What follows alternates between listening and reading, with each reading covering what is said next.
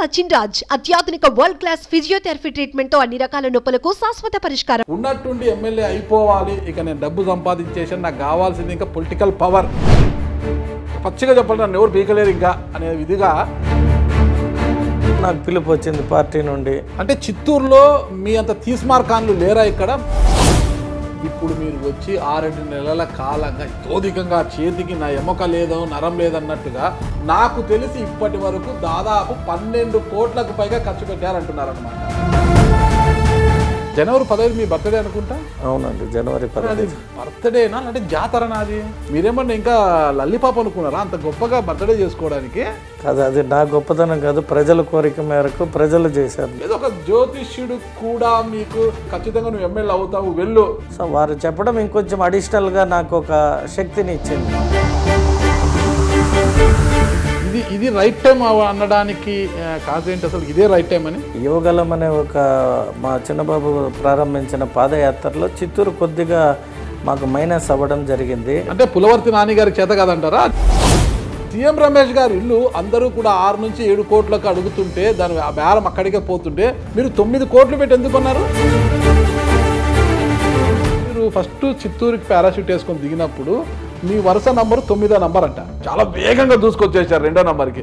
1వ నంబర్ ఎవరున్నారండి?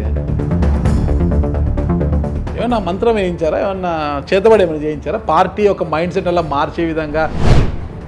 అసలు టీకే బాబు గారు కూడా రేస్లో ఉన్నారు, టికెట్ రేస్లో. ఆయన ఇంటికి వెళ్ళి మరి మీరు మాట్లాడారు చూడండి, అది మీ లౌక్యాన్ని తెలియజేస్తుంది. వయసులో తండ్రి స్థానం ఉన్న వ్యక్తి, వారి ఆశీస్సులు తీసుకొని వచ్చాను పోయి. జీజేఎం చారిటబుల్ ట్రస్ట్ చాంతాడు ఉంటుంది. ఇదంతా కూడా ఓట్ల రాజకీయంతో చేస్తున్నారా? గురజాల జగన్మోహన్ అనే నేను సీటు వచ్చి గెలిచినా ఓడినా ఇక్కడే చిత్తూరు ప్రజల కోసం. ఇంకొక ప్రమాణం చేయండి. ఓకే, ఏంటి లోకేష్ గారు మీకు హామీ ఇచ్చారంట కదా, టికెట్ నీదే పో పర్క్ చేసుకోపో అని. పార్టీ పరమైన ఎవరికి హామీ ఇదో. ఇదేం రికార్డు కాదండి. Hello, welcome to Suman TV. నేను మీ నాగరాజ్ బైర్శెట్టిని. ఎన్నికలు వచ్చే ప్రతి 5 ఏళ్లకు ఒకసారి రాష్ట్రంలోని అన్ని నియోజకవర్గాల్లో టికెట్ ఆశించే ఆశా సంఖ్య చాంతాడంత ఉంటుంది. ఎందుకంటే వాళ్ళు 5 ఏళ్ల పాటు పార్టీ కార్యక్రమాలను చేస్తూ ప్రజలకు అండగా ఉంటూ కార్యకర్తలకు చేదోడు వాదుగా ఉంటుంటారు వారు చాలామంది ఉంటారు. వాళ్ళు టికెట్ ఆశించడంలో ఎలాంటి తప్పు లేదు. అయితే టికెట్ల కోసము అంటే బయట రాష్ట్రాల్లో డబ్బులు ఇబ్బడిముబ్బడిగా సంపాదించి అక్కడి నుంచి ఆయా నియోజకవర్గాల టికెట్ల కోసం పారాచూట్లు వేసుకొని దిగిపోతుంటారన్నమాట. అలాంటి వారిలో ఒకరే చిత్తూరు జిల్లా చిత్తూరు నియోజకవర్గానికి వచ్చారు పారాచూట్ వేసుకొని. ఆయనే గురజాల జగన్మోహన్ గారు అనమాట. ప్రస్తుతమైన టీడీపీ టికెట్ ఆశిస్తున్నారు. చూద్దాం, ఆయన కూడా బరిలో ఉన్నారు. టీడీపీ టికెట్ రేసులో చాలామందే ఉన్నారు ఇక్కడ. ఒకవేళ అదృష్టం వరించి గురజాల జగన్మోహన్ గారికి టీడీపీ టికెట్ వస్తే ఆయన గెలిచినా ఓడినా ఇక్కడే ఉంటారా? ఒకవేళ ఓటమి అనేది జరిగితే అదే పారాషూట్ వేసుకొని బెంగళూరు వెళ్ళిపోతారా అనేది కూడా మనం ఇంటర్వ్యూలో జగన్మోహన్ గారిని అడిగి తెలుసుకుంటాం. ప్రస్తుతం జగన్మోహన్ గారు ఇక్కడే ఉన్నారు. చూశారు కదా, వచ్చిన తర్వాత ఆయన మొత్తం ఇదంతా కూడా ఎంత హంగామా చేస్తున్నారు. చిత్తూరు మొత్తం కూడా ఫ్లెక్సీలతో నింపేశారు. ఎక్కడ కూడా హోర్డింగ్లు అన్నీ కూడా ఆయనే కొనుగోలు చేశారు. అంటే అధికార వైఎస్ఆర్ కాంగ్రెస్ పార్టీ అభ్యర్థి ఎక్కడ కూడా ఫ్లెక్సీ పెట్టుకోలేని విధంగా మొత్తం కూడా హోర్డింగ్లన్నీ కూడా ఇక్కడ ఆయనే కొనుగోలు మొత్తం కూడా ఆయన స్వాధీనంలోకి తీసుకోవడం జరిగింది. ప్రస్తుతం గురజాల జగన్మోహన్ గారు లోపల ఉన్నారు. ఆయన అడిగి ఏంటి అసలుకి ఎందుకు పారాషూట్ వేసుకుని ఇంత వేగంగా ఎమ్మెల్యే టికెట్ కోసం వచ్చారు, గెలిచి ఏం చేయాలనుకుంటున్నారు, అసలు ఒకవేళ ఓడిపోతే ఏం పరిస్థితి అన్న వివరాలు కూడా ఆయన అడిగే తెలుసుకుంటాం. ఒక్కసారి రండి. నమస్తే జగన్మోహన్ గారు. నమస్తే నాగరాజన్. ఎన్నికలు వచ్చిన ప్రతి 5 ఏళ్ళకు ఒకసారి మీలాంటి పారాషూట్ బ్యాచ్ దిగిపోతుంటారు అనమాట నియోజకవర్గాల్లో. అంటే ఆశావహులు ఎక్కువ సంఖ్యలో ఉంటారు ఇక్కడ. అంటే 5 ఏళ్ల పాటు వాళ్ళు పార్టీలో కష్టపడుతుంటారు, కార్యకర్తల కోసం అందుబాటులో ఉంటారు, ప్రజా సమస్యల మీద పోరాటం చేస్తుంటారు. కానీ మీలా డబ్బు సంపాదించి ఇతర రాష్ట్రాలు డబ్బు సంపాదించి ఉన్నట్టుండి ఎమ్మెల్యే అయిపోవాలి, ఇక నేను డబ్బు సంపాదించేసాను, నాకు కావాల్సింది ఇంకా పొలిటికల్ పవర్, ఇంకా పవర్ ఉంటే నన్ను ఎవరు ఏం చేయలేరు, పచ్చిగా చెప్పాలి నన్ను ఎవరు పీకలేరు ఇంకా అనే విధిగా పారాషూట్ వేసుకొని వచ్చేస్తుంటారు. అలా వచ్చి టికెట్ కోసం ప్రయత్నిస్తారు. టికెట్ వస్తే ఉంటారు, లేదంటే వెళ్ళిపోతారు. ఒకవేళ టికెట్ వచ్చినా గెలిస్తే ఉంటారు, ఓడిపోతే మళ్ళీ అదే పారాషూట్ వేసుకొని వెళ్ళిపోతారనమాట. మీరు ఏ కోవకు చెందిన వారు? అసలు మీరు ప్రజల కోసము ఓడినా గెలిచినా నిలబడేవారా?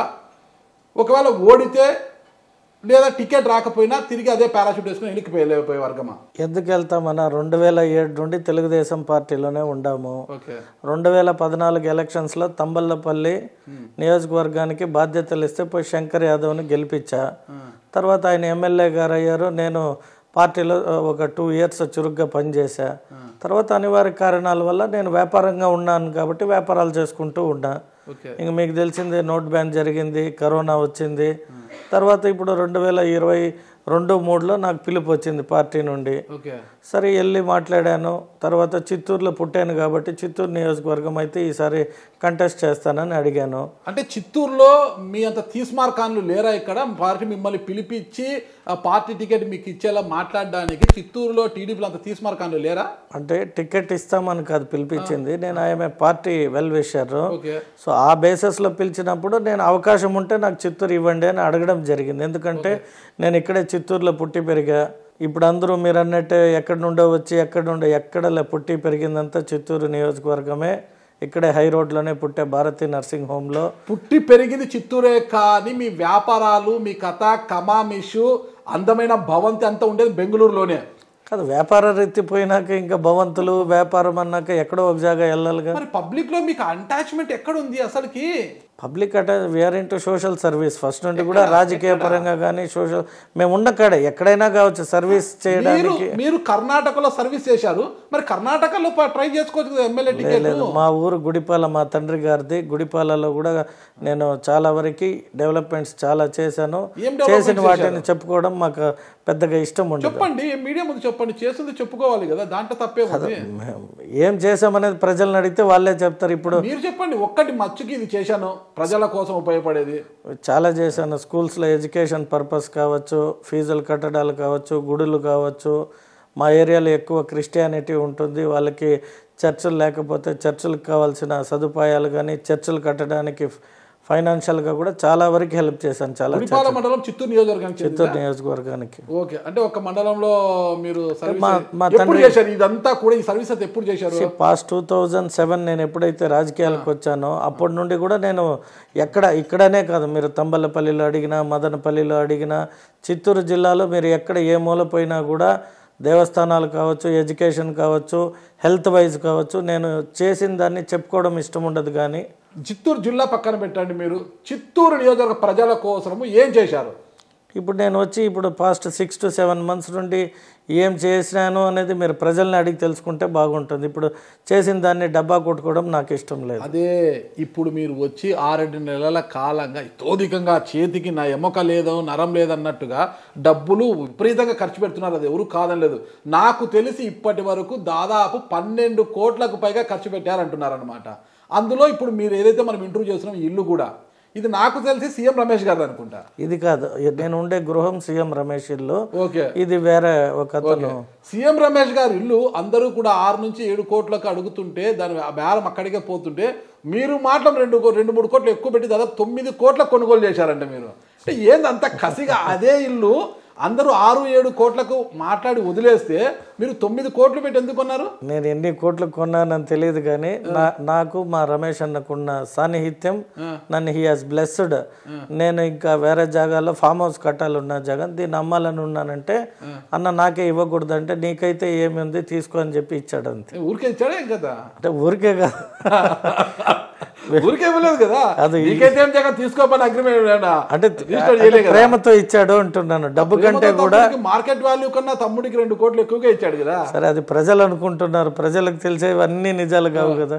ఓకే, ఎందుకు ఇన్ని ఉన్నట్టుండి చిత్తూరు నియోజకవర్గ ప్రజల మీద ఇంత ప్రేమ వచ్చేసి ఇక్కడే ఇల్లు కొని ఉన్నట్టుండి ఇల్లు కొనేసి అన్ని కోట్లు పెట్టి ఇల్లు కొని మొత్తం కూడా తోపుడు బండ్లు ఇవ్వడము, శ్మశాన వాటికకి 40 లక్షలు ఇవ్వడము, క్రిస్టియన్ చర్చిలకు, క్రిస్టియన్ శ్మశాన వాటికలకు ఇతోధికంగా డబ్బులు ఇవ్వడము, అసలు ఏంటి ఇంత పెద్ద ఎత్తున ఖర్చు పెడుతున్నారు? కరోనా వచ్చిన సందర్భంలో ప్రతి ఒక్కరిని నేను చూశాను. నా స్నేహితులు పెద్ద వాళ్ళు కూడా చనిపోతే కుటుంబం కానీ స్నేహితులు కానీ ఆ సందర్భంలో కొన్ని శ్మశాన వాటికలకి విజిట్ చేయడం జరిగింది. అప్పుడు ఎక్కడో నాకు ఒక చిన్న సెంటిమెంట్ ఉన్నది.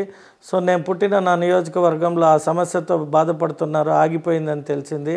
సో లయన్స్ క్లబ్ వారు అలాగే ఇంకా మిగతా కొందరు ఈ చిత్తూరు నియోజకవర్గంలోని ముఖ్యమైన వాళ్ళు వచ్చి నన్ను అడగడం జరిగింది. ఏదైనా మనం చేసేది సోషల్ సర్వీసే కాబట్టి ఫస్ట్ ప్రిఫరెన్స్గా వాళ్ళు అడిగిన దాన్ని చేశాను. ఓకే, ముఖ్యంగా టీడీపీకి ఇప్పుడు ప్రత్యర్థి వైఎస్ జగన్మోహన్ రెడ్డి వైసీపీ అభ్యర్థిగా విజయానందరెడ్డిని ప్రకటించేశారనమాట. విజయానందరెడ్డి ఒక చోట రూపాయి ఖర్చు పెడితే వెంటనే గురుజాల జగన్మోహన్ గారు అక్కడికి వెళ్ళి ₹2 ఖర్చు పెడుతున్నారంట. ఏదంత పోటీ ఏంది అసలుకి? ఎక్కడ పోటీ తత్వం లేదు. అతను సర్వీస్ చేసుకుంటూ వెళ్తున్నాడు. నేను నా పార్టీ తరపున, నా పర్సనల్ తరపున నేను కూడా నా సర్వీస్ చేస్తున్నాము. అంటే సర్వీస్ చేసే విషయంలో ఇద్దరు ఊహాజనికంగా అతను వైఎస్ఆర్ పార్టీ నుండి అభ్యర్థి కావడము, నేను తెలుగుదేశం నుండి అభ్యర్థి అవుతానని మా ఇద్దరి మధ్య కాంపిటీషన్ ఆఫ్ వాయిస్ వచ్చింది తప్పితే మేము ఎప్పుడు మాకు ఒకరికొకరికి ఎటువంటి ఇవి లేదు.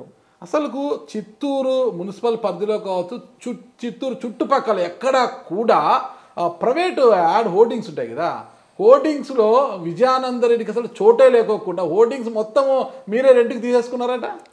అలా ఏం లేదు. ఈ మామూలుగా ఈ మనము ప్రతి ఒక్క ఫంక్షన్స్కి, బర్త్డేస్కి ఇవి చేసే వాటికి పర్మిషన్స్ ఇవ్వకుండా ఇప్పుడున్న వైఎస్ఆర్ ప్రభుత్వము మున్సిపాలిటీ నుండి మాకు రూలింగ్ గవర్నమెంట్ కాబట్టి అవకాశం కలిపిలేదు.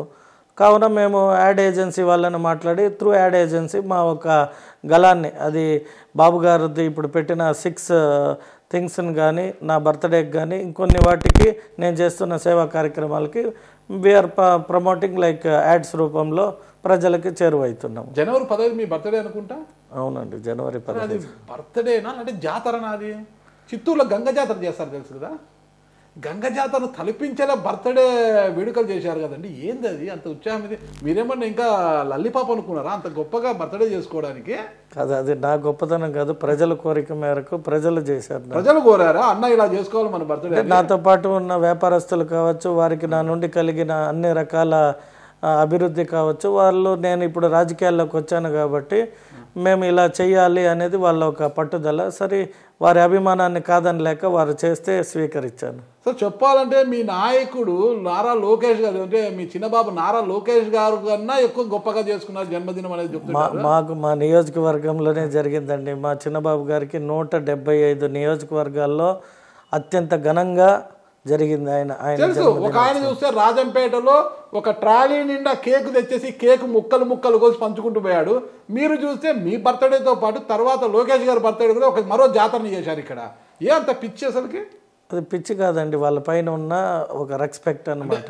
అలా చెప్పొద్దులేడు, అలా చేస్తేనే గుర్తించి మీకు టికెట్ ఇస్తారు. అలా లేదు. మాకు నారా లోకేష్ గారికి ఇంచుమించు 13 ఏళ్ళ స్నేహము. మేము ఏ రోజు కూడా అవకాశం అనే దీనికోసం కాకుండా స్నేహంతోనే కలిసి మెలిగాము. ఇప్పుడు రాజకీయపరమైనది వచ్చింది కాబట్టి, బాధ్యత కాబట్టి మేము ఏం చేయాలనే దీనిపైన ప్రతిదీ అంచెలంచెలుగా డెవలప్ చేసుకుంటూ వస్తున్నాం. నాకు అర్థం కాలేదు, మీ బుక్ చూస్తే మీరు ఎవరిని వదిలినట్లేదు, ప్రతి ఒక్కరితో కూడా మీ ఫొటోస్ ఉన్నాయి. ఇక్కడ చూడండి, రామోజీరావు, జేడి లక్ష్మీనారాయణ గారు, జేఎస్ గారు, అసలు ఏంది వీళ్ళు వాళ్ళని లేదు. ఇక ఆర్పి పట్నాయక్ సినిమా తీశాను నేను, ఒక సినిమా. ఏంటి అసలు ఇదేంది కల్వకుంట్ల కవిత గారు, వీళ్ళు వాళ్ళని లేదు. ఎక్కడ చూసినా ఇంకా స్వామీజీలు, పీఠాధిపతులు అందరినీ మడత పెట్టేశారు. అసలు ఏంటిది?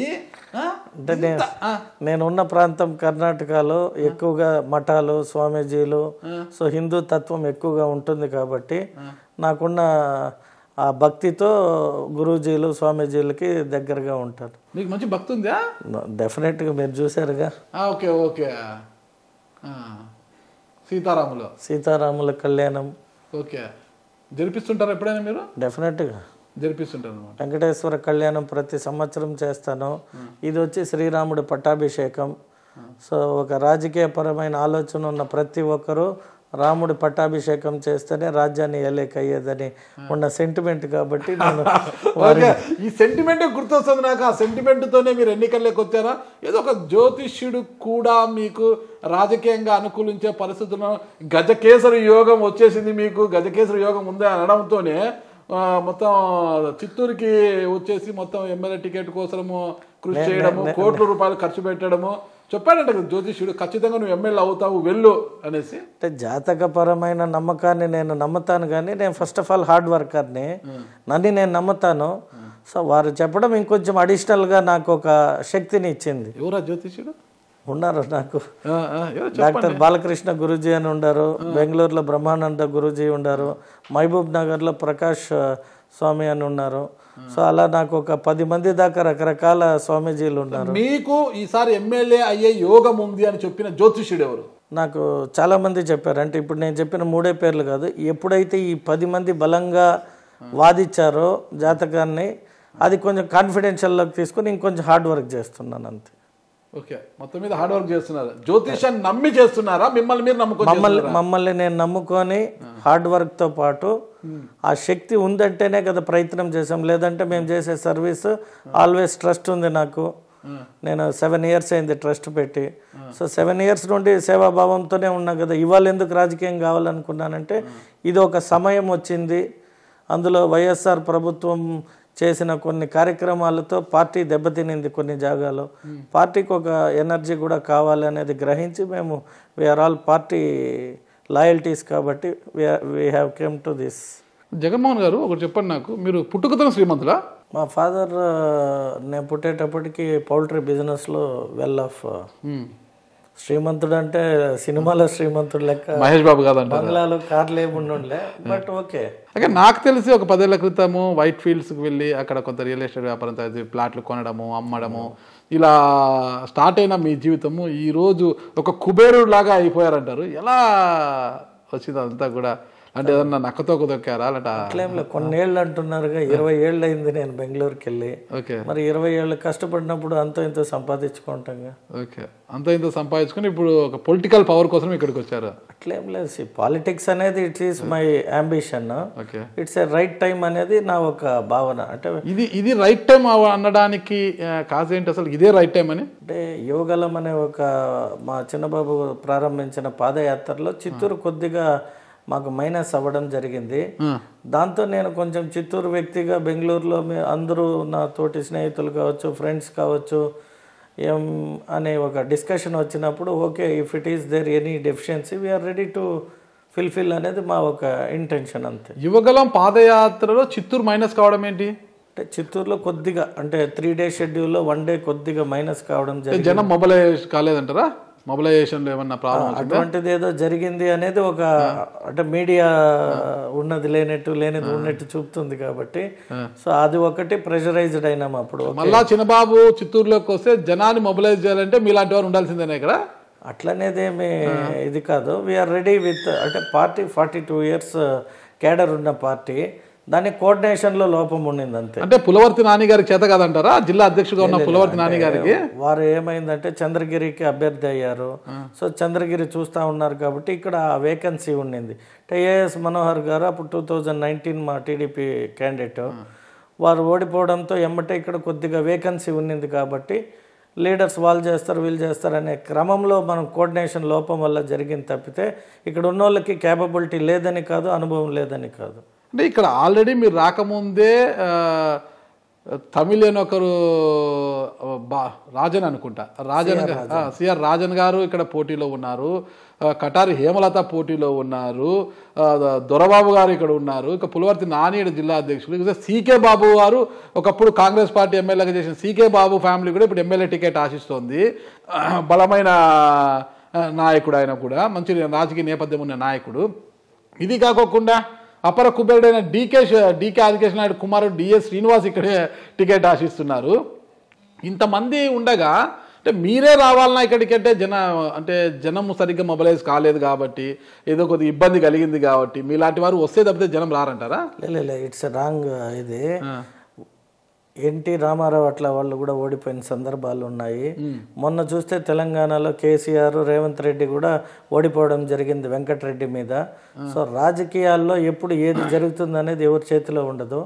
It's a time for us. అంటే మా లాంటి యువతకు ఒక అవకాశం వచ్చిందని ఆలోచించవచ్చు కదా.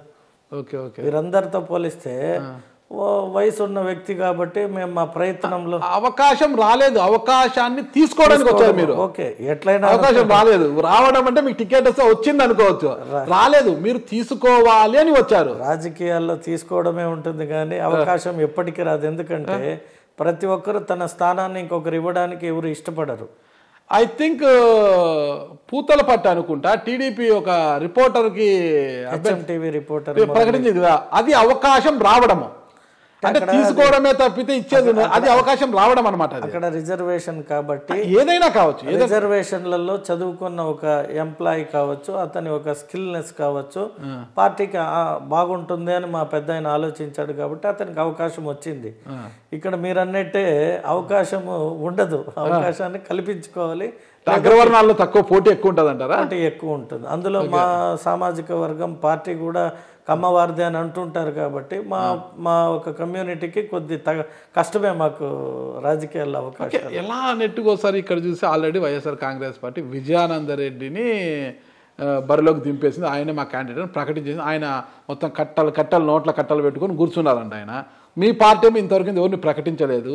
సీకే బాబు గారు బరిలో ఉన్నారు, గురజాల జగన్మోహన్ గారు మీరు బరిలో ఉన్నారు, కటారి హేమలత గారు బరిలో ఉన్నారు, టీజే రాజన్ గారు తమిళియన్, ముఖ్యంగా ఈ తమిళ ఓట్లు ఎక్కువ ఉంటాయి ఇక్కడ, తమిళ ప్రభావం ఉండే ఏరియా ఇదంతా కూడా, రాజన్ బరిలో ఉన్నారు, దొరబాబు వాళ్ళు ఉన్నారు, ఇక డిఎస్ శ్రీనివాస్ ఇక ఆయన బరిలో ఉన్నారు. ఇవన్నీ కాకోకుండా జనసేన అభ్యర్థిగా ఉన్న వైదేహి హాస్పిటల్ అంటే డీకే ఆదికేశ్వర నాయుడు గారు మనవరాలు వైదేహి హాస్పిటల్ అధినేత్రి అయిన తేజస్వి గారి కుమార్తె కూడా ఇక్కడ బరిలో ఉన్నారు. మీరు చెప్పేది డబ్బు ఒకటే రాజకీయాలను ప్రభావితం చేస్తుంది అంటే టాటా బిర్లాలు, ఇప్పుడున్న అదాని అంబానీలు, వీళ్ళ దేశ ప్రధానిలు కావాలి. ఓకే, డబ్బు ప్రభావితం కాదు, ఇంత శాంతాడంత జాబితా ఉంది టీడీపీలో. వైసీపీ ఏమో ఫైనల్గా పంపించేసింది, ఫైనల్లో కూర్చొని ఎవరు వస్తారో అని చూసుకుంటాం ఫైనల్లో అనేసి. మీరంతా కూడా ఇంకా క్వార్టరు సెమీస్ ఆడి ఫైనల్ వల్ల వాళ్ళది 9 ఏండ్ల పార్టీ. వైఎస్ఆర్ కాంగ్రెస్ అనే పార్టీ ఇంకా 9 ఏండ్లు కూడా పూర్తి చేసుకుని పార్టీ. మేము ఆల్రెడీ 42 ఏళ్ళు ప్రూవ్ చేసుకున్న పార్టీ. ఉమ్మడి ఆంధ్ర రాష్ట్రంలో మా నారా చంద్రబాబు నాయుడు గారు ముఖ్యమంత్రిగా ప్రపంచ పటంలో ఆంధ్ర రాష్ట్రాన్ని, హైదరాబాద్ని ఉంచిన ఖ్యాతి కలిగిన నాయకుడు మా అధ్యక్షులు. సో మాకు కావాల్సింది అవకాశం, అంతేగాని మా పార్టీ కేడర్ లాస్ట్ 10 రోజులు ఇచ్చినా కూడా గెలిచే అవకాశాలు ఉన్న ఏకైక పార్టీ తెలుగుదేశం పార్టీ. ఖచ్చితంగా అంటే మాకు ఆల్రెడీ గెలుపోవటంలో అనేది ప్రజలు నిర్ణయిస్తారు, అది పక్కన పెట్టండి. కానీ చాంతాడంత జాబితా ఉంది కదా మీ దగ్గర, అందుకే జాబితాలో మీకు టికెట్ వస్తుందని ఎంతవరకు నమ్మకం ఉంది మీకు? నేను టికెట్ ఆశించడం వరకే కానీ అది రావడం రాకపోవడం అనేది దైవ నిర్ణయం. ప్రయత్నం చేశాం, ప్రయత్నంలో మా అధ్యక్షులు వారు ఏం చెప్తే అది చేయడానికి సంసిద్ధంగా ఉన్నాం. టికెట్ మీరు ఆశిస్తున్నారు, మీకు కాకోకుండా ఇంకొకరికి టికెట్ వస్తే ఇదే కసితో పనిచేసే అభ్యర్థి విజయం కోసం కృషి చేస్తారా? డెఫినెట్గా మా అధ్యక్షులు వారు ఏం చెప్తే దాన్ని చేయడానికే మేము ఈ పార్టీలో ఫస్ట్ వర్డ్ చెప్పాం, we are loyal to this party అన్నాం. We are not demanders to seat కావాలి అని డిమాండ్ చేసే వ్యక్తులం కాదు మేము. మీ విషయం పక్కన పెడతాము. మీకే టికెట్ వస్తే దొరబాబు ఫ్యామిలీ కావచ్చు, పులివర్తి నాని గారు కావచ్చు, కటారి ఫ్యామిలీ కావచ్చు, కటారి హేమలత గారి కుటుంబం కావచ్చు, రాజన్ ఫ్యామిలీ కావచ్చు, డిఎస్ వీళ్ళంతా కూడా మీకు సపోర్ట్ చేస్తారని నమ్మకం ఉందా? మేము ఇప్పుడు అందరూ కలిపి 6 మందిగా ప్రచారంకి కూడా వెళ్తున్నాం కలిసికట్టుగా. ఎవరికి ఇచ్చినా అందరూ కలిసి చేసుకోవాలని ఒకే ఒక స్లోగన్తో చిత్తూరులో మొట్టమొదటిగా మా దొరబాబు అన్న ఆధ్వర్యంలో 6 మంది ఎవరైతే ఆశావాహులు ఉన్నామో మేమందరూ కలిసికట్టుగా ఇవాళ 4వ రోజు ప్రచారానికి వెళ్ళాలి ఇంకా 10 నిమిషాల్లో. సో మార్నింగ్ అంతా ఒక వార్డు తిరిగాము, ఈవినింగ్ ఒక వార్డు తిరుగుతాం. ఇది చివరి వరకు నిలబడుతుంది అంటారా? ఖచ్చితంగా. అంటే అందరి మనోభావాల్ని నేను చెప్పలేను కానీ 99% మేమందరం కలిసే ఉంటాం అనేది మా ఒక ఆశాభావం. చిత్తూరు జిల్లాలో పరిస్థితి మీకు అంతా సౌమ్యలో ఉంటారు ఇక్కడ, కానీ చిత్తూరులో అలా ఉంది, ఇప్పుడు హాట్ ఉంటుంది అనమాట.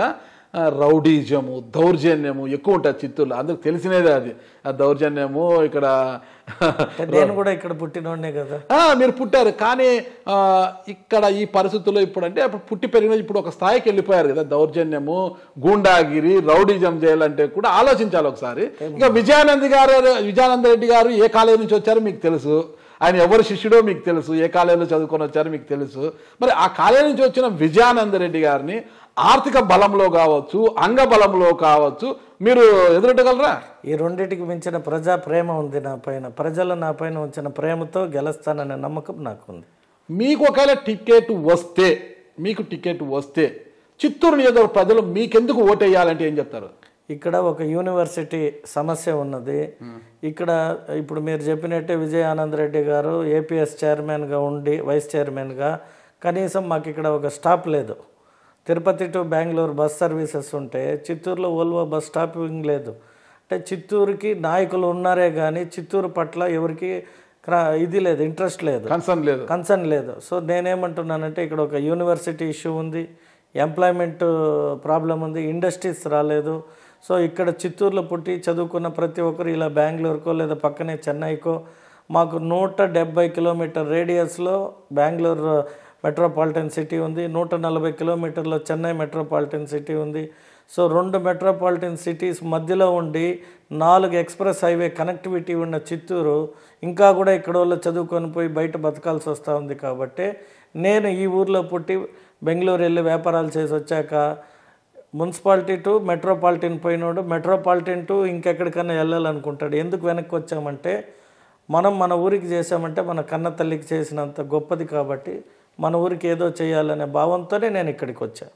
చిత్తూరులో ఈసారి 14 కైవసం, కుప్పంతో సహా 14 కైవసం చేసుకోవాలని పెద్దిరెడ్డి కుటుంబము మొత్తం ప్రయత్నిస్తుంది. ఆ రకంగా కుప్పంలో కూడా బాబును ఓడించడానికి వాళ్ళు మొత్తం మంత్రాంగాన్ని చేస్తున్నారు, యంత్రాంగాన్ని దింపేస్తున్నారట. మరి చిత్తూరును కూడా వదులుకోవడానికి వాళ్ళు సిద్ధంగా లేరు. మరి వాళ్ళు ప్లానింగ్ నుంచి వాళ్ళ పథకం నుంచి ఎలా తప్పుకుంటారు మీరు అసలుకి? మొన్న జరిగిన ఎమ్మెల్సీ ఎలక్షన్తోనే వైఎస్ఆర్ ప్రభుత్వం పైన ఎటువంటి ఇది ఉందనేది ప్రజలు చూశారు, పార్టీలన్నీ కూడా చూశాయి. మేము 4 గెలిచాం ఎమ్మెల్సీలో. కంచర్ల శ్రీకాంత్ గారు, రాంభూపాల్ రెడ్డి గారు, చిరంజీవి గారు, అలాగే అనురాధ అని చెప్పి విజయవాడ మహిళ. సో మేము 4 ఎమ్మెల్సీలు సిట్టింగ్ ప్రభుత్వం పైన గెలిచామంటే దాని అర్థమేమి? అది వేరే ప్రాంతం. కానీ ఇక్కడ చిత్తూరు జిల్లా అంటే అందరికీ గుర్తుకొచ్చేది పిఎల్ఆర్ అంటే పెద్దిరెడ్డి రామచంద్రరెడ్డి గుర్తుకొస్తారు. చిత్తూరు ఎమ్మెల్సీ ప్రాంతం ఉన్నది కూడా కంచర్ల శ్రీకాంత్ అనే వ్యక్తి గెలిచాడు అంటే మరి చిత్తూరులో ఓట్లు వేస్తేనే కదా గెలిచాడు 40,000 మెజారిటీతో. అంటే ఇంతలా మెజారిటీ వచ్చిందంటే అర్థమేమి? It indicates YCP is going to quit from this election. ఈ ఎలక్షన్ క్విట్ అయ్యేది గ్యారెంటీ, క్విట్ అవుతుందంటారు డెఫినెట్గా. మీరు ఫస్ట్ చిత్తూరుకి పారాషూట్ వేసుకొని దిగినప్పుడు మీ వరుస నంబరు 9వ నంబర్ అంట. ఓకేనా? అంత మీ జాబితాలో మీ వరుస నంబర్ 9వది. ఇప్పటికి 2వ నంబర్లోకి వచ్చేసారంట. మీరు చాలా వేగంగా దూసుకొచ్చేసారు 2వ నంబర్కి. మొదటి నంబర్ ఎవరున్నారండి? సరే, మొదటిలో ఎవరు ఉన్నారు అంటే మీరు చెప్పిన టాపర్ కుబేరులు ఎవరైనా ఉండొచ్చేమో నాకు తెలియదు. నేను నా పార్టీ పట్ల చిత్తశుద్ధితో ప్రజల వద్దకు వెళ్ళి నేను ఏం చేస్తాననే ఒక నా కన్సర్న్, చిత్తూరుకి కావాల్సిన ఒక మేనిఫెస్టో రెడీ చేస్తున్నా. ఇక్కడున్న ఫార్మర్స్ కావచ్చు, ఇండస్ట్రియలిస్టులు కావచ్చు, అందరూ ఇవాళ చిత్తూరు వదిలి పక్క రాష్ట్రాలకు వెళ్ళి బతికేటువంటి పరిస్థితి ఎందుకు వచ్చింది అనేది ఐడెంటిఫై చేశాను. సో వీటన్నిటినీ ఎవరైతే మంచిగా బ్యాలెన్స్ చేసి ప్రభుత్వాన్ని ఒక బాధ్యతని నిర్వహిస్తారో వారికి ఓటేయాలని ప్రజలు కూడా ఎదురు చూస్తున్నారు. అసలు విజయానంద రెడ్డిని ఆకారంలో కావచ్చు, అంగబలం అర్ధబలం విషయంలో కావచ్చు ఢీ కొట్టాలంటే గురజాల జగన్మోహన్ గారిని పార్టీ కూడా భావిస్తుందంట. అది పార్టీకి ఉన్న అభిప్రాయం కావచ్చు. ఓకే. ఏమన్నా మంత్రం వేయించారా? ఏమన్నా చేతబడి ఏమైనా చేయించారా? పార్టీ ఒక మైండ్ సెట్ అలా మార్చే విధంగా మీకు ఎలా జ్యోతి మనం చేసిన పని మన ఒక ఎఫిషియన్సీని చూపిస్తుంది. So party will observe. అంటే ఈ ఎవరైతే ఆశావాహులు ఉండారో ఏం చేస్తున్నారని అబ్జర్వేషన్ చేసినప్పుడు పార్టీ పట్ల విధేయతను, పార్టీ పట్ల ఇష్టాన్ని, ప్రజల వద్దకు ఎలా వెళ్తున్నాము, ప్రజల్లో ఎంత రెస్పాండ్ వచ్చింది అనేది కూడా అనేక సర్వేల ద్వారా తెలుసుకుంటారు. కాబట్టి మనకు ఆ ఒక ప్రిఫరెన్స్ ఇస్తుంది. పార్టీ విషయం పక్కన పెడితే నేను మీ ఇంటర్వ్యూకి వచ్చే ముందు చాలా మందితో నేను మాట్లాడాను. అట్లా మీడియా వాళ్ళతో మాట్లాడాను, నాకు తెలిసిన వారితో మాట్లాడాను, కొంతమంది బంధుబలగంతో కూడా మాట్లాడాను. వాళ్ళ నుంచి ఒకటే సమాధానము అంటే ఏం చెప్తామండి ఆయన గురించి, కొత్త ఇక్కడ పుట్టాడు అని ఇక్కడ తక్కువ ఆయన ఉండేది, బెంగళూరులో ఉంటాడు, బెంగళూరులో వ్యాపారం చేస్తుంటాడు, ఇక ప్రాంతానికి కొత్త చెప్పుకోవడానికి ఏమీ లేదు ఆయన గురించి, ఆయన కూడా టికెట్ రేస్లో ఉన్నారు అనడం తప్పితే ఆహా ఓహో అని చెప్పిన వారు ఎవ్వరూ లేరు. అంటే ప్రజలందరూ కూడా గురజాల జగన్మోహన్ గారిని ఆహా ఓహో అనే పరిస్థితి ఎప్పుడు వస్తుందంటారు? సార్, ఇప్పుడు మీకు అప్పుడే చెప్పినట్టు ఆ కామారెడ్డిలో నిలబడిన వెంకటరెడ్డి అనే వ్యక్తి కూడా కొత్త వ్యక్తే. కానీ ఇద్దరు ఒక 10 సంవత్సరాలు ముఖ్యమంత్రిగా ఉన్న కేసీఆర్ని కాంగ్రెస్ పార్టీకి సీఎం క్యాండిడేట్గా ప్రమోట్ చేసిన రేవంత్ రెడ్డిని ఓడించాడు అంటే అతన్ని ఏం చూసి ప్రజలు ఓటేస్తే గెలిచాడు? మనకి ముందు మన కాన్ఫిడెన్స్ లెవెల్ మనకు ఉండాలి. మిమ్మల్ని ఏం చూసి ఓటేయాలంటే మీ ఆకారాన్ని చూసి ఓటేయాలా, మీ వెనక ఉన్న నోట్ల కట్టలను చూసి ఓటేయాలా, మరి ఏం చూసి ఓటేయాలి? ప్రజలు ఈ రెండు చూడరు. ప్రజలు చూసేది వాళ్ళకి కావాల్సింది చేయగలుగుతాడా లేదా అనేది అబ్జర్వ్ చేస్తారు. ఇప్పుడు ప్రజల అభిప్రాయం మేరకు వారికి ఏం కావాలనేది నేను చేశాననే ఒక చిన్న ట్రాక్ ఉంది కాబట్టి ఆ ట్రాక్ రికార్డ్తో నేను ప్రజల్లోకి వెళ్తున్నా. ప్లస్ మా పార్టీకి ఉన్న బేసు చంద్రబాబు నాయుడు గారు పెట్టిన స్కీమ్స్ ఏవైతే ఈ ఎలక్షన్ మేనిఫెస్టో ఉందో అవి మమ్మల్ని ఓటింగ్ పర్పస్లో ద బెటర్ రిజల్ట్ ఇస్తుందనేది మా ఒక ఆలోచన. మమ్మల్ని చూసి ఓటేరు ఎవరు, పార్టీకి ఉన్న వాల్యూ అంటే పార్టీలో 42 ఇయర్స్గా చంద్రబాబు నాయుడు గారు ప్రపంచ పటంలో ఏ విధంగా హైదరాబాదుని హైటెక్ సిటీ కట్టి నిలిపారో అదేవిధంగా రేపు అమరావతి ఇవాళ మనకి క్యాపిటల్ ఏది అంటే చెప్పుకోలేని పరిస్థితిలో ఉన్నాం. అగో రాజధాని వైజాగ్ అన్నారు, కర్నూలు అన్నారు, అమరావతి అన్నారు, 3 సమాన రాజధానిలు అన్నారు. ఎక్కడి నుండి పరిపాలించాలంటే ఏం చెప్తారు? ఉన్న ఒక క్యాపిటల్కే న్యాయంగా రోడ్లు వేయలేదు, డెవలప్ చేయని వ్యక్తి ఇంకా 3 జాగాల్లో క్యాపిటల్ చేసి నేను సమన్యాయం చేస్తాను అంటే ఇప్పుడు చూసాం ఎక్కడ ఏం రెడీ అయిందని మీరు చెప్పండి. వికేంద్రీకరణ అనేది మంచిది అంటే అభివృద్ధి వికేంద్రీకరణ నేను అది తప్పు అని చెప్పను. మనం స్టేట్ డివిజన్ అయిన తర్వాత మన ఫైనాన్షియల్స్ కావచ్చు, మన రాష్ట్ర ఎకనామిక్స్ కావచ్చు, వీటన్నిటిని బ్యాలెన్స్ చేసుకొని చెప్పాలి తప్పితే ఒక కుటుంబం విడిపోతానే ఇల్లు లేకుండా ఉంటుంది. ముందు బాడిగిల్లు తీసుకుంటారు, తర్వాత భాగాలు పంచుకున్నాక ఆ భాగాల్లో వచ్చే వాల్యూస్ని బట్టి వాడు ఇల్లు ఏ రకంగా కట్టుకోవాలి, ఎలా ఉండాలి అనేది ఇది చేస్తాము. ఇప్పుడు ఆంధ్ర రాష్ట్రం విడిపోయిన తర్వాత కనీసం కూర్చోవడానికి మనకి జాగా లేని పరిస్థితిలో చంద్రబాబు నాయుడు గారు అమరావతిని తెస్తే దేశ ప్రధాని వచ్చి గంగాసే పానీ లేకే ఆయా ఇధర్ సే మట్టి లేకే ఆయా, మట్టి పానీ క్యా కర్నా. అదే మట్టి పానీ తెచ్చిన బీజేపీ సంకన ఎక్కడానికి మళ్ళా మీరు ఊళ్ళుడుతున్నారు కదా. అంటే దాన్నే చెప్పనొచ్చింది ఎకనామిక్స్ అన్నాను. రాష్ట్రం డెవలప్ కావాలంటే తండ్రి స్థానంలో ఉన్న ఢిల్లీ పెద్దలు కావచ్చు, అంటే ప్రధానమంత్రులు కావచ్చు, మనము రాష్ట్రము రాజధాని లేని ఒక రాష్ట్రానికి ఎవరైనా పెద్ద దిక్కు అంటే కేంద్రమే. కేంద్ర పరిపాలితంలో ఎవరు ఉంటారో వాళ్ళు మనకు అనుకూలంగా లేనప్పుడు మన రాష్ట్రాన్ని డెవలప్ చేసుకోలేము కదా. కాబట్టి వారి ఒక హెల్ప్తో మన రాష్ట్రాన్ని బాగుపరచుకోవాలనేది మన ఒక భావన, అంతేగాని మళ్ళీ మనం పోయి వాళ్ళ సంఖ్య ఎక్కాలి వీళ్ళ సంఖ్య ఎక్కాలి అనేది ఏం లేదు. అంటే గురజాల జగన్ మంచి వ్యాపారవేత్తని చేస్తున్న మంచి మాటకారని ఇప్పుడు చూస్తున్నాను. చేతల్లో కూడా అలాగే ఉంది. చాలా లౌక్యం కలిగిన వ్యక్తి అనేది కూడా నాకు తెలిసింది. అసలు సీకే బాబు గారు కూడా రేస్లో ఉన్నారు, టికెట్ రేస్లో. ఆయన ఇంటికి వెళ్ళి మరి మీరు మాట్లాడారు చూడండి, అది మీ లౌక్యాన్ని తెలియజేస్తుంది. మనం ఆశించినప్పుడు ప్రతి ఒక్క మనిషి ఎమ్మెల్యే అంటే 2,02,000 మంది ఓటర్లు చిత్తూరు నియోజకవర్గానికి. సో ఎమ్మెల్యే అయిన తర్వాత 2,02,000 మందికినూ నేను ఐఎమ్ రిప్రజెంటేటెడ్ ఎమ్మెల్యే. సో నాకు అప్పుడు పార్టీ రాదు, ఇంకొక పార్టీ అని రాదు, అందరికీ సమన్యాయం చేయడమే నా బాధ్యత. అలా అని ప్రమాణం చేసి కూడా మనం ఆ సీట్ ఎక్కుతాము. సీకే బాబు గారు ఇంటికి ఎందుకు వెళ్ళారు? వారు ఈ నియోజకవర్గానికి 4 సార్లు ఎమ్మెల్యేగా చేసిన వ్యక్తి, వయసులో తండ్రి స్థానం ఉన్న వ్యక్తి, వారి ఆశీస్సులు తీసుకొని వచ్చాను పోయి. ఆయన కూడా బరిలో ఉన్నారు కదా, ఆయన తప్పులేదు కదా. ఇప్పుడు ఆశించడం తప్పులేదు. ఆశించిన వారిని మనం పోయి మీరు ఓటు నాకు వెయ్యని కాదు కదా అడిగింది, మీ బ్లెస్సింగ్స్ అన్నాము. అవకాశం మాలో నీకు టికెట్ రావాలి అని ఎలా ఆయన ఆశీర్వదిస్తాడు మిమ్మల్ని అంటే మీరు చెప్పడం లౌక్యమండి మీద అసలుకి. ఆశీర్వాదము అంటే నా సీటు నీకు ఇస్తాను అని కాదు, ఎవరికి వచ్చినా కలిసిమెలిసి పని చేసుకోవడానికి అందరూ కలిసి ఉండాలనేదే నా భావన. ఎవరికి వచ్చినాయంటే సీకే బాబు గారిని అటు ఇటు చేసి కాంగ్రెస్ పార్టీకి ఫిక్స్ చేసేస్తే ఒక పని అయిపోతుంది, ఇంకా బరిలో మీరే ఉంటారు, ఇక అలాగా vote bank YCP vote bank అలా వెళ్ళిపోతుంది. కాబట్టి ఈజీ టు విన్ అని మీరు ఒక రాజకీయంగా కుట్ర కూడా చేస్తున్నారంట కదా. నేను సెట్ చేయడం కాదండి, ఆయన కాంగ్రెస్లోనే ఫస్ట్ ఈజ్ ఇండిపెండెంట్గా ఎమ్మెల్యే గెలిచిన శక్తివంతుడు. అక్కడి నుండి 94లో కాంగ్రెస్, అంటే అప్పుడు 89 కాంగ్రెస్ వచ్చింది కాబట్టి ఒక independent MLA cannot do anything for a constituency కాబట్టి he has joined in to Congress. So కాంగ్రెస్లో 3 సార్లు హ్యాట్రిక్ ఎమ్మెల్యే. సో ఈ నియోజకవర్గానికి ఎంతో ఒకంత మంచి చేసిన నాయకుడు. మనం కొత్తగా రాజకీయాల్లో ఈ నియోజకవర్గానికి వచ్చినప్పుడు పాతగా ఎవరెవరు చేస్తున్నారో వాళ్ళని కలవడంలో తప్పు లేదు కదా. వారి అనుభవాలు వాళ్ళ ఆశీర్వాదం తీసుకోవడంలో రాంగ్ అని నేను అనుకోవడం లేదు. ఓకే, చాలా చక్కగా చెప్తున్నారు. ఇది Gurajala Jaganmohan chairman GJM charitable trust ఎప్పుడు పెట్టారండి? ఇది 2017. ఇప్పుడు దీని ద్వారా మీరు ఇక్కడ సేవా కార్యక్రమాలు చాలా చేశారు.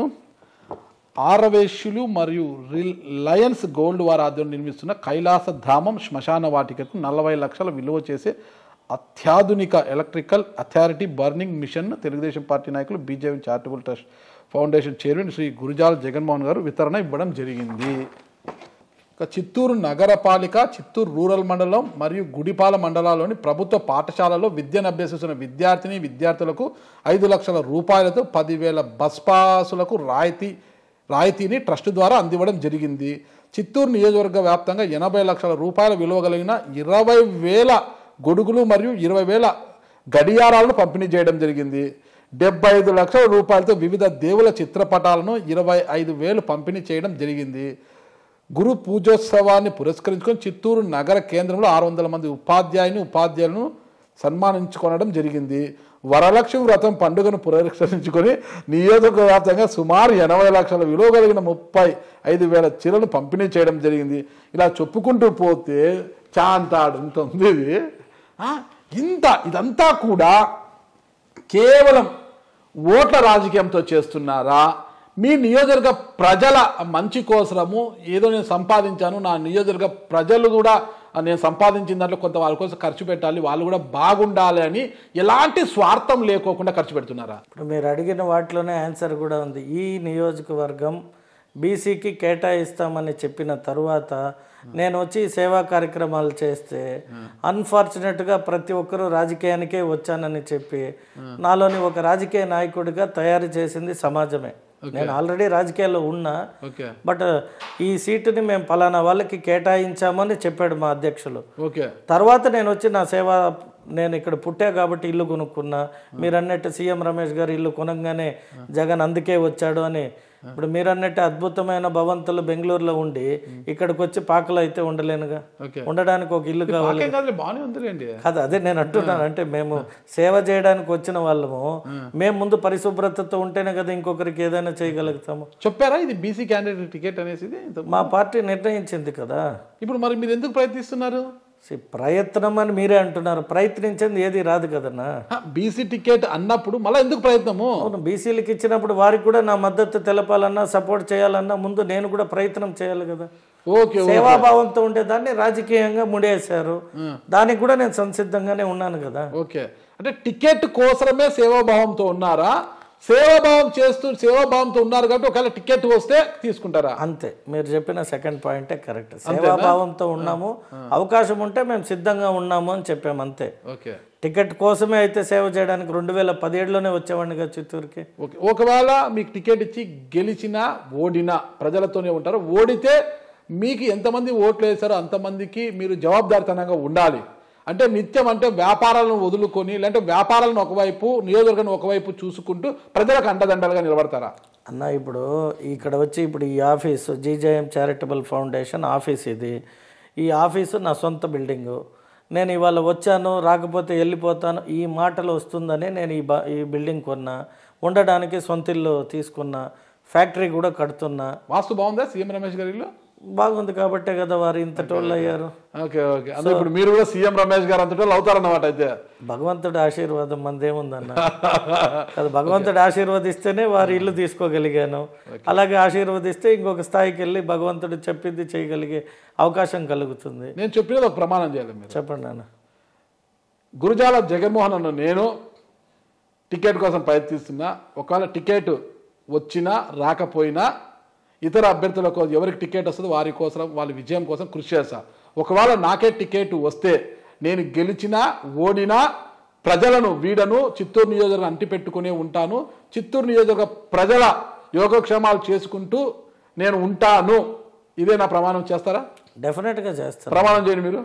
డెఫినెట్గా చేస్తాను. ఓకే, ఏ దేవుడి మీద ప్రమాణం చేస్తారు మీరు? ఎందుకు, నేను ఇష్టపడే రాముడిపైనే. ఓకే, రాముడి మీద ప్రమాణం చేయండి. ప్రమాణం చేయండి, చెప్తాను. రాముడిపై ప్రమాణం చేసి గురజాల జగన్మోహన్ అనే నేను సీటు వచ్చి గెలిచినా ఓడినా ఇక్కడే చిత్తూరు ప్రజల కోసం నా ఆఫీస్ కావచ్చు, ఇల్లు కావచ్చు తీసుకొని ఉండానని ప్రతి ఒక్క చిత్తూరు నియోజకవర్గ ప్రజలందరికీ ఆ రాముడిపై ప్రమాణం చేస్తున్నాను. ఇంకొక ప్రమాణం చేయండి. చెప్పన్నా. నేను ఎమ్మెల్యేగా గెలిచి మా పార్టీ అధికారంలోకి వస్తే అవినీతి అనేది లేకుండా, అవినీతి రహితంగా నేను ఒక ఎమ్మెల్యేగా పరిపాలన చేస్తానని నేను నమ్మిన శ్రీరాముని సాక్షిగా ప్రమాణం చేస్తున్నానని చెప్పండి. అన్న అది ఎట్లాగో మేము స్పీకర్ ఫార్మాట్ లో స్పీకర్ దగ్గర ప్రమాణం చేయనే చేస్తాం. అక్కడ ప్రమాణాలు చేసిన వారంతా కూడా అలాగే ఉన్నారా? ఒక్కటి అక్కడ ప్రమాణం చేసిన వారంతా కూడా అలాగే ఉంటున్నారు రాజకీయ నాయకులు. ఇంకొకటి ఉంది అక్కడ, నాకు తెలిసిన సమాచారాన్ని ఇంకొకరికి తెలియజేయకుండా అనేది కూడా మాట్లాడతారన్నమాట.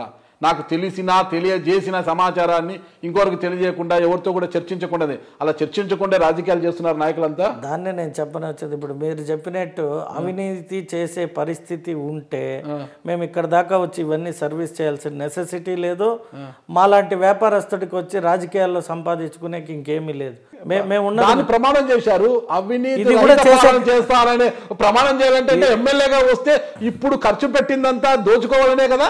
కాదన్నా, ఇప్పుడు ఖర్చు పెట్టి దోచుకోవడానికి ఇక్కడికి రాజకీయాలకు ఎందుకు రావాలి? ఒక్కటేనండి నేను చెప్తాను, ఇది పెట్టుబడి వ్యాపారం రాజకీయం అనేది. ఈరోజు ఓటుకు నోటు లేనిది ఎవరు కూడా ఎన్నికల్లో రాణించలేరు. ప్రత్యర్థి 1000 ఇస్తే యువతల వ్యక్తి 2000 ఇవ్వాల్సిందే. 50 కోట్లు పెడితే ఇతను 100 కోట్లు పెట్టాలి. ఆ డబ్బు పెట్టి గెలిచిన తర్వాత ఎంతసేపు ఆ డబ్బు సంపాదించుకోవాలని యావలోనే ఉంటారు తప్పితే సర్వీస్ చేయాలనే యావ ఎవరికైనా ఉంటుందా అన్న? ఇప్పుడు మీరు చెప్పినట్టు మేము డబ్బులు సంపాదించుకున్న వ్యక్తులు ఇక్కడ వచ్చి డబ్బులు ఇన్వెస్ట్ చేస్తాము అంటే రాజకీయానికి ఎందుకు చేయాలి? అప్పుడు వ్యాపారంగా చేస్తే అప్పుడైనా పవర్ వస్తుంది, సంపాదన వస్తుంది కదా. డబ్బు ఉన్నోడికి ఎప్పుడు పవర్ ఉన్నట్టే కదనా. డబ్బు ఉన్నవాడే పవర్ అనే అర్థము. అంబానీలో ఆదాయంతో డబ్బు ఉన్నా వాళ్ళు ఏదైనా ప్రధానితో కలవాలి, వర్క్ కావాలంటే సీఎం జగన్మోహన్ రెడ్డి గారికి కావాలి. తెలంగాణలో పోతే అక్కడ సీఎం పోవాలి. ఇక్కడ ఆదాని గారికి ఎంత డబ్బు ఉన్నా కూడా అతనికి పోర్టు కాంట్రాక్ట్లు కావాలన్నా ఇంకోటి కావాలన్నా కూడా సీఎం గారిని కలవాలి కదా. కేంద్రం అయితే మోడీని కలవాల్సిందే కదా. మీకు ఎంత డబ్బు ఉందనేది కాదు, పవర్ కావాలంటే ఇక్కడ ఉన్న నాయకుడిని అధికారిని, మీకు పవర్ లేదు, కలెక్టర్తో వెళ్ళి మాట్లాడగలరా? ఎందుకు? కలెక్టర్ మీ మాట వింటాడా? ఓకే చూద్దాం చేద్దామంటారు. అదే పవర్ లో ఉంటే ఇలా చిటికేస్తే పని అయిపోతుంది. పవర్ లో ఉండాం కదా అని కాని దాన్ని అడిగితే చేయగలుగుతాడా కలెక్టర్? ఏదైనా కూడా కానిదాని అంటే కనీసము పరిశీలనలోకి వస్తుంది. ఎవరైనా పవర్ కోసమే ఉంటారు. రాజకీయాలు అంటే పవర్ కోసమే, పవర్ పాలిటిక్స్ కోసమే ఉంటారు. మీరేమో అతిథులు కాదు కదా దానికి.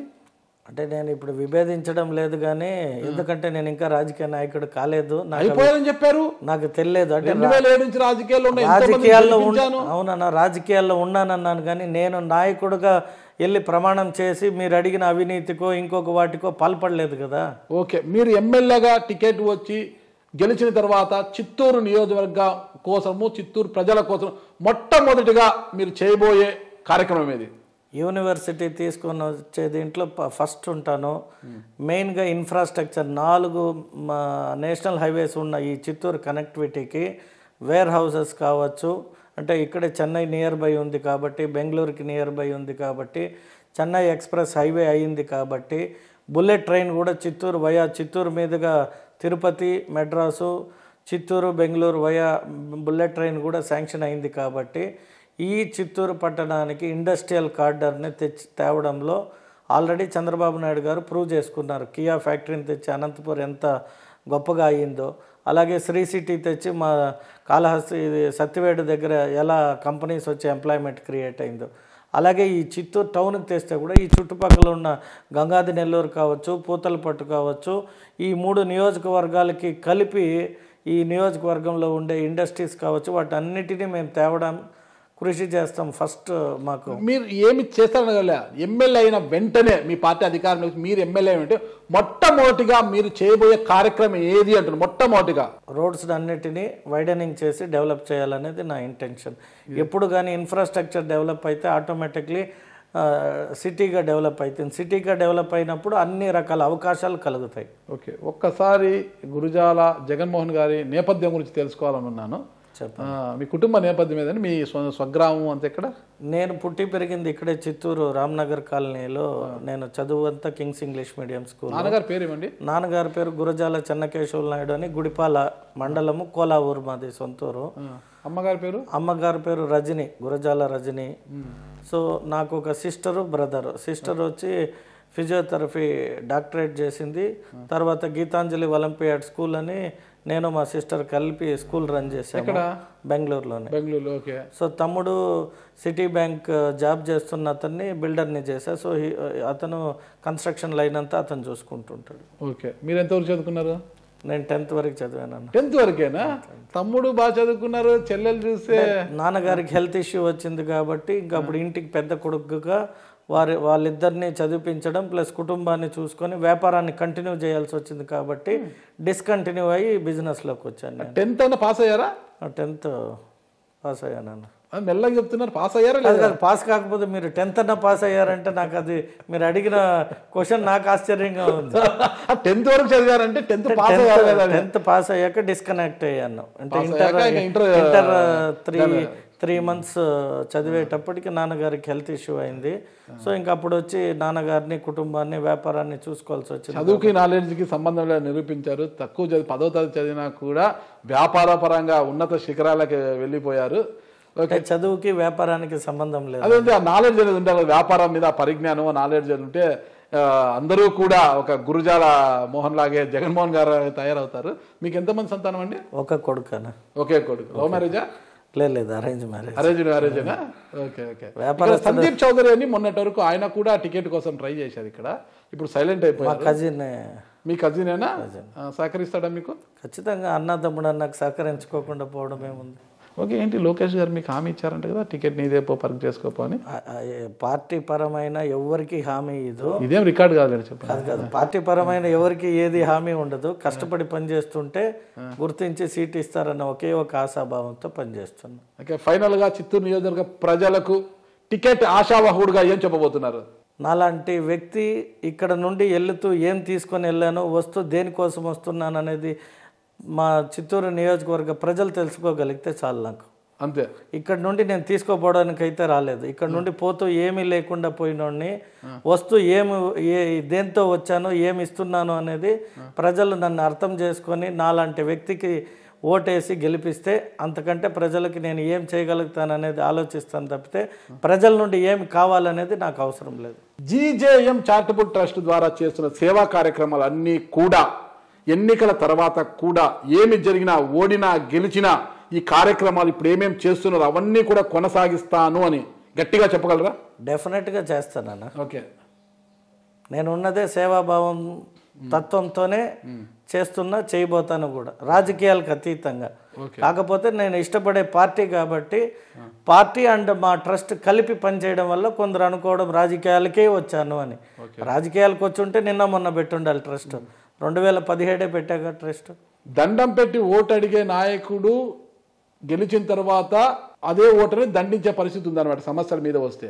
ఓకే. వారికి అతీతంగా నేను ఉంటాను అని గట్టిగా చెప్పగలరా? డెఫినెట్గా. ఇప్పుడు మీరు చెప్పినట్టే బెంగళూరులో వ్యాపారాలు చేసే మాలాంటి వాళ్ళకి చిత్తూరులో వచ్చి ప్రజల దగ్గర ఏది తీసుకోగలిగితే ఏమైతుంది మీరే చెప్పండి. ఎమ్మెల్యే అయితే చిత్తూరులో కాపురం పెడతారా, బెంగళూరు నుంచే రాజకీయం చేస్తారా? లేదు, చిత్తూరులో పెట్టడానికే కదా సీఎం రమేష్ గారు ఇల్లే కొనుక్కొని ఇక్కడే ఉంటున్నాను. ఓకే. ఇప్పుడు రేపు అసెంబ్లీ ఉంటుందన్న, విజయవాడ వెళ్తాం అనుకోండి. జగన్ గారు చిత్తూరులో లేదు విజయవాడలో ఉన్నాడు అంటే అది హాస్యాస్పదమే కదా. కాదు, ఇప్పుడు ఎవరైనా మంత్రులు అయినప్పుడు క్యాపిటల్ సిటీలో ఉండి పరిపాలిస్తారు. ఎప్పుడో ఒక వారానికో 10 రోజులకో నియోజకవర్గానికి వస్తారు. అంత మాత్రాన మా మంత్రి కనిపిస్తా లేదు, మా మంత్రి ఇక్కడ లేదు, మా ఇంట్లో లేదు అంటే మంత్రి అన్నాక రాష్ట్రమంతా తిరగాలి కాబట్టి వాళ్ళు ఎక్కడ ఉండాలి? క్యాపిటల్లోనే ఉండాలి. సో ప్రజలు మరీ ఉంటారా వెళ్ళిపోతారా అది ప్రజలు అడగడం లేదని నా భావన. మీడియా వాళ్ళకే అది అతి ఉత్సాహంగా ఉంది. మా ద్వారా ప్రజలు తెలుసుకుంటారు కదా, అట్లా మా ద్వారా ప్రజలు తెలుసుకుంటారు. ఖచ్చితంగా ప్రజలు ఓటేసి గెలిపించిన తరువాత ఇక్కడే ఉండడానికే నేను ముందే ఇల్లు, ఆఫీసు అన్నీ సెటప్ చేసుకొని విత్ ఇండస్ట్రియల్ ప్లానింగ్తోనే ఇక్కడికి వచ్చాను. నేను నా ప్రజలకి ఏదో చేయాలి, నా తండ్రి కోరిక మేరకు.